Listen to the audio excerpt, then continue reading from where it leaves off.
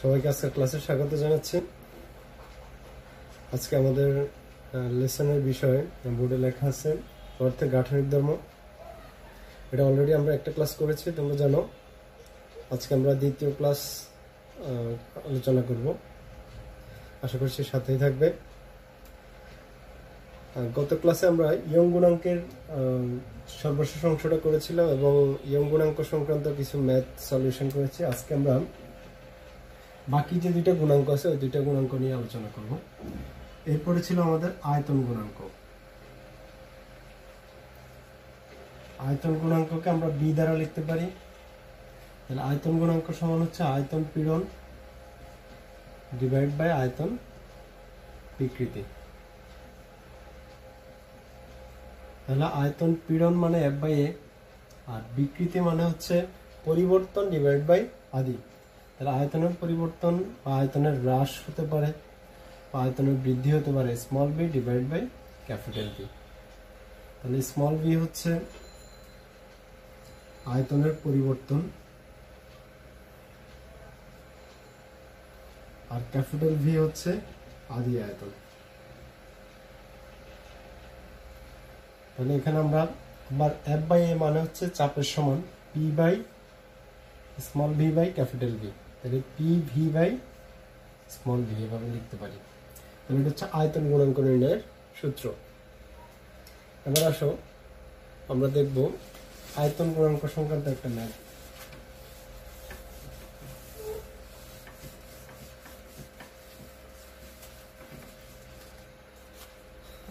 তাহলে আমরা একটা ম্যাথ সলিউশন করি। একটি গোলকের পৃষ্ঠে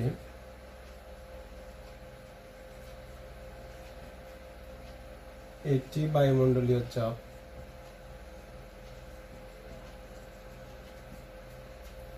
বৃদ্ধি করা হলে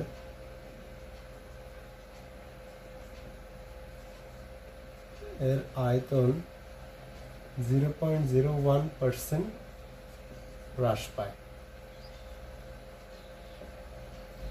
গোলকের উপাদানের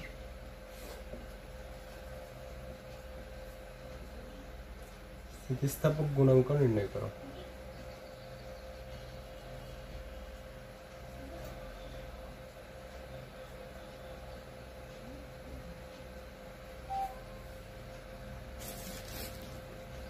এখানে প্রশ্নটা দেওয়া আছে, দেখো। একটি গোলকের পৃষ্ঠে একটি বায়ুমণ্ডলীয় চাপ বৃদ্ধি করা হলে এর আয়তন 0.01% হ্রাস পায়।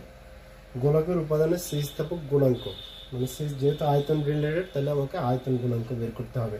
আয়তন গুণাঙ্ককে বি দ্বারা লিখতে পারি অথবা বইতে কে দ্বারাও লেখা থাকতে পারে। তাহলে একটি বায়ুমণ্ডলীয় চাপ মানে পি, একটি অ্যাটমসফিয়ার। অ্যাটমসফিয়ার মানে 1.013 into 10⁵ প্যাসকেল।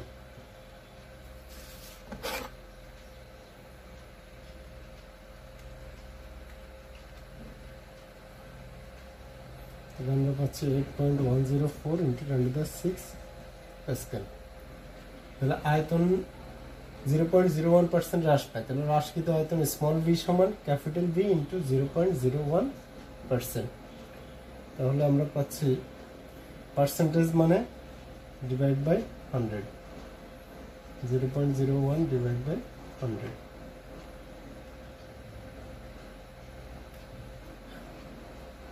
তাহলে 1 into 10⁻⁴ ভি।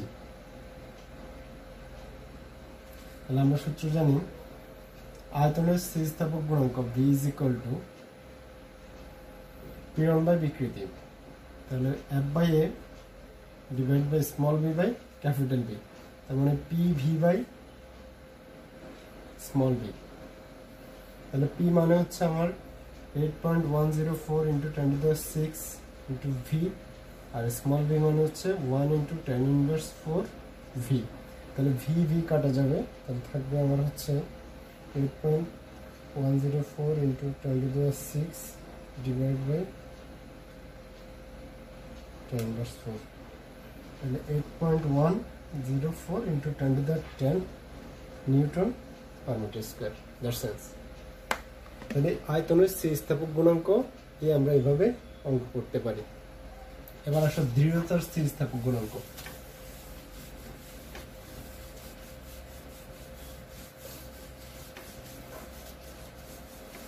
তাহলে আগে আমরা দৃঢ়তার গুণাঙ্কটা কি একটু দেখি।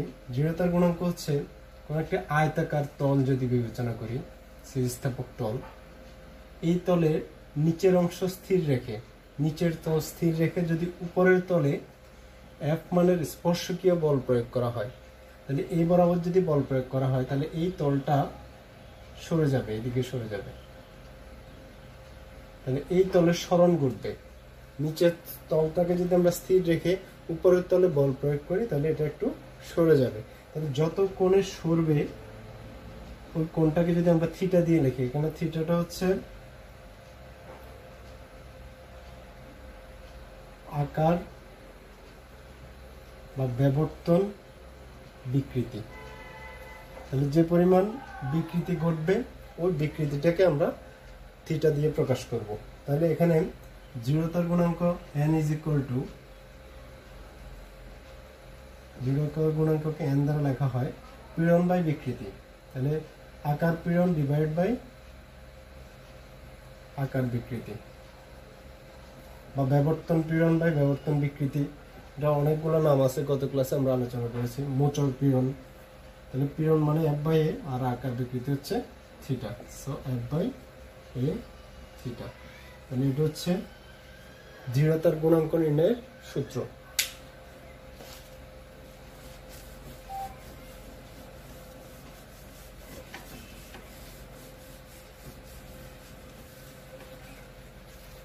তাহলে আমরা এই সংক্রান্ত একটা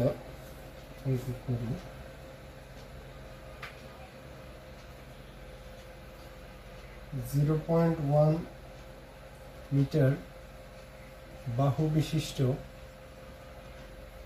একটি সুষম ধাতব ঘনকের উপরের পৃষ্ঠে 100 কেজি ওয়েট স্পর্শী বল প্রয়োগ করা হলো। এর ফলে উপরিতল নিচের তলের সাপেক্ষে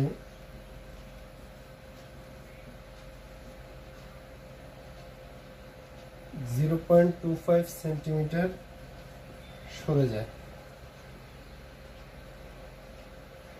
দৃঢ়তার গুণাঙ্ক নির্ণয় করো। তাহলে এই হচ্ছে আমাদের প্রশ্ন।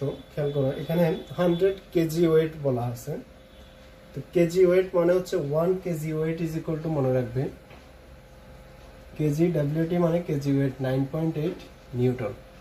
তাহলে আমরা এখানে উপরের পৃষ্ঠে বল F ইজ ইকুয়াল টু হচ্ছে 100 KG weight. So 100 into 9.8 newton মানে হচ্ছে 980 নিউটন। তাহলে এখানে দেখো নিচের তলের সাপেক্ষে উপরের তলে তো সেন্টিমিটার সরে গেল। তাহলে আমরা যদি একটু দেখি, যদি আয়তাকার ঘনক হয়, প্রত্যেক বাহু হচ্ছে 0.1 মিটার করে। তাহলে নিচের তলের সাপেক্ষে উপরের তল 0.25 সেন্টিমিটার সরে গেল, এতটুকু সরে গেল। তাহলে আমার বিবর্তন বিকৃতি হচ্ছে থিটা বা আকার বিকৃতি যেটা আমরা বলি। তাহলে এখানে 0.25 সেন্টিমিটার আমরা সরে গেল, এই অংশটা 0.25 সেন্টিমিটার। তাহলে এটা তো 0.1 মিটার, যেহেতু ঘনক প্রত্যেক বাহুই 0.1 মিটার। তাহলে এখানে একটা ত্রিভুজ আমরা কল্পনা করতে পারি। যদি আমরা সমকোণী ত্রিভুজ বিবেচনা করি তাহলে এই থিটা সংশ্লিষ্ট বাহুটি হচ্ছে ভূমি। তাহলে ভূমি, এটা হচ্ছে লম্ব, এটা অতিভুজ।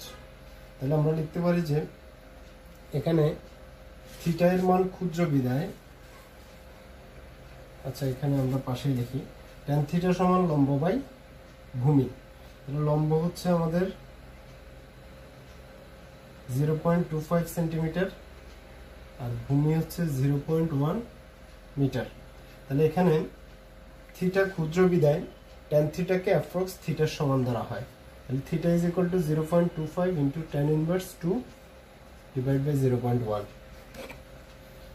তাহলে আসবে আমাদের 0.25 ইন্টু tan ইনভার্স 3 থিটা এর ভ্যালু। এরপরে আমরা সূত্র যদি দিই, তোমরা অঙ্ক করার আগে প্রশ্নটা লিখে নিবে, জায়গার স্বল্পতার জন্য আমাকে মুছে ফেলতে হচ্ছে এগুলো। তাহলে আমরা জানি n সমান f বাই a থিটা, একবারে ডিরেক্ট সূত্রটা লিখলাম। তাহলে এখানে a হবে ঘনকের ক্ষেত্রফল, তাহলে ঘনকের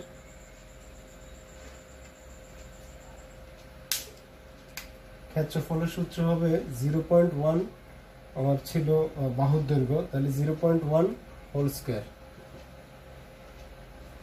তারপরে আমরা এখানে দিব f হচ্ছে 980, 0.1 whole square 0.25 into tan inverse 3, 0.1 square into 0.25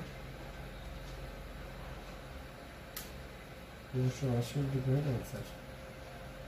তাহলে আমরা পাচ্ছি 3.92 into 10⁸ newton per metre square. তাহলে এটা হচ্ছে আমাদের ডিজায়ার্ড आंसर। 3.92 ইন্টু 10⁸, আমাদের হিসাবে ভুল আছে কিনা,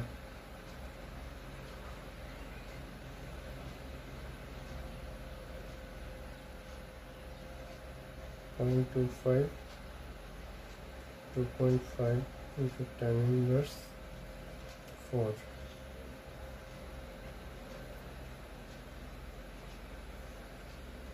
into 0.1 square 980 divide answer। ঠিক আছে, এটাই आंसर আমাদের। তাহলে 3.92 into 10⁸ newton per metre square. তাহলে আমরা দৃঢ়তার গুণাঙ্ক পেয়ে গেলাম।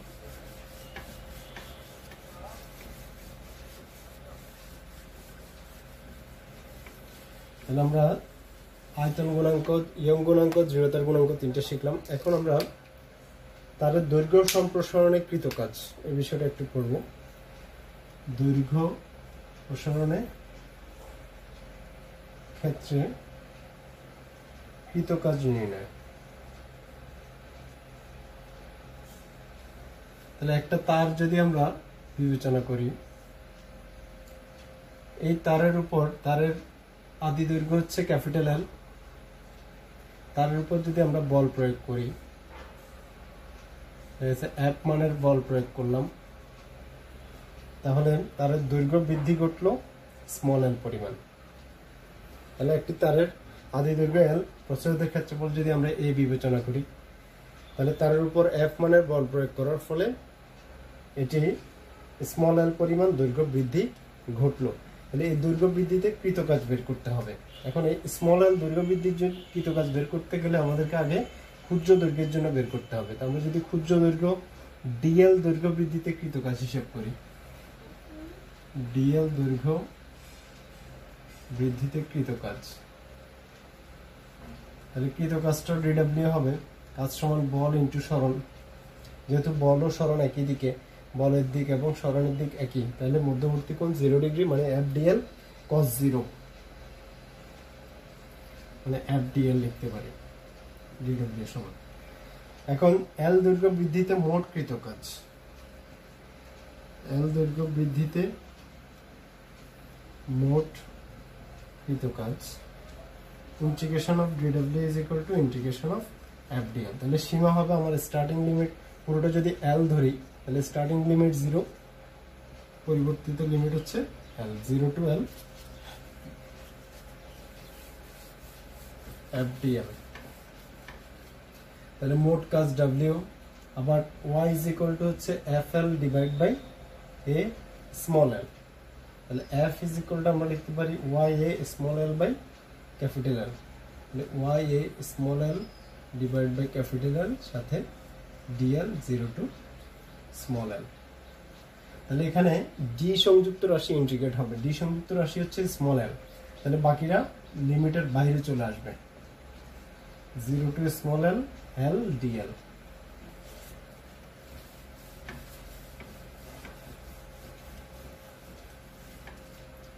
তাহলে Y A by L integration of X to the power N DX equal to X to the power N plus one divide by N plus one. তাহলে integration of L DL মানে হচ্ছে L to the power one plus one divide by one plus one, যেহেতু L এর power এক তাহলে L square by two, L square by two 0 to L। তাহলে আমরা পাচ্ছি Y A by L L square by two minus upper limit minus lower limit 0 square by two, তার মানে half of Y A L square by L W. তাহলে এটা হচ্ছে কৃতকাজ, তারের দৈর্ঘ্য প্রসারণের ক্ষেত্রে কৃতকাজ নির্ণয়ের সমীকরণ W is equal to half of YA small l square divided by capital R। তাহলে এখানে খেয়াল করবে কৃতকাজটাই হচ্ছে তার বিভব শক্তি, তারের দৈর্ঘ্যের তারে যে পরিমাণ কাজ সম্পাদিত হবে ওটা তার বিভব শক্তি হিসেবে সঞ্চিত থাকবে। তাহলে বিভব শক্তি is equal to কৃতকাজ ইকুয়াল টু হচ্ছে W ইকুয়াল টু আমরা ইপি লিখতে পারি half of Y A L square by L. তাহলে যদি প্রশ্নে বিভব শক্তি বলা থাকে তাহলে আমরা কাজের সূত্রটা দেব, বিভব শক্তি কৃতকার্যের সমান। এবার আসো একক আয়তনে বিভব শক্তি।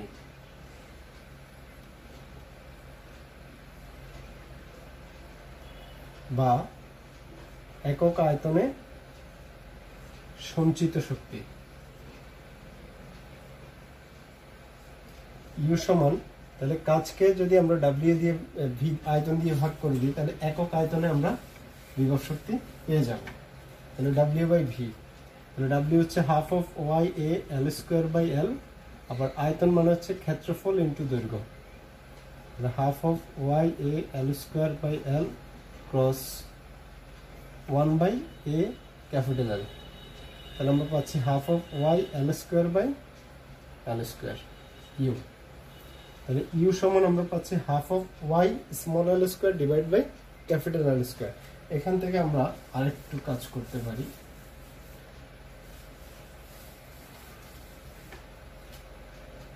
তাহলে ইউ সমান half Y L square by L square capital L square, half of Y small L by capital L into small L by capital L লিখতে পারি।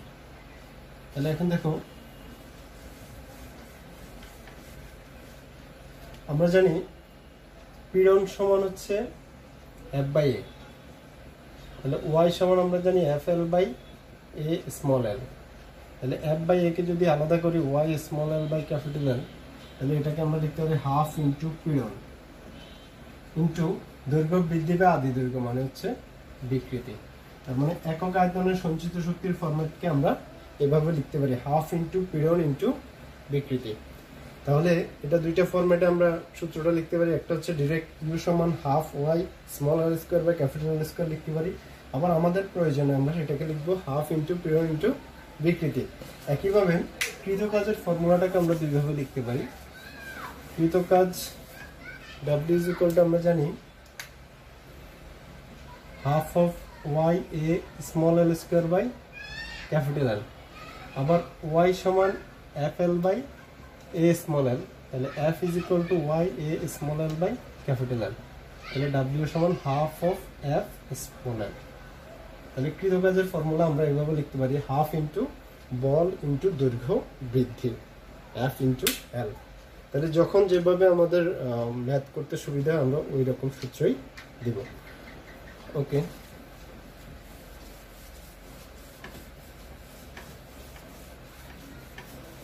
তাহলে আজকে আমরা নতুন করে আরো 4টা সূত্র শিখলাম। স্থিতিস্থাপক বিভব শক্তি বা কৃতকাজ নির্ণয় শক্তি, একক আয়তনের স্থিতিশক্তি বা সঞ্চিত শক্তি, তারপরে আয়তন গুণাঙ্কের সূত্র, দৃঢ়তার গুণাঙ্কের সূত্র। এবার আসো আমরা ম্যাথ করবো কৃতকাজ সংক্রান্ত।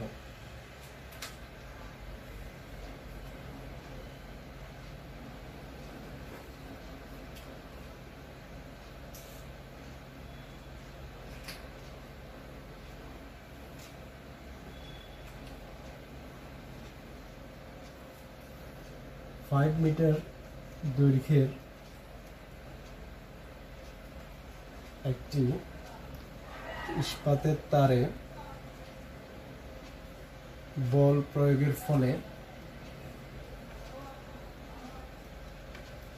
এর দৈর্ঘ্য 2.5 মিলিমিটার বৃদ্ধি পায়।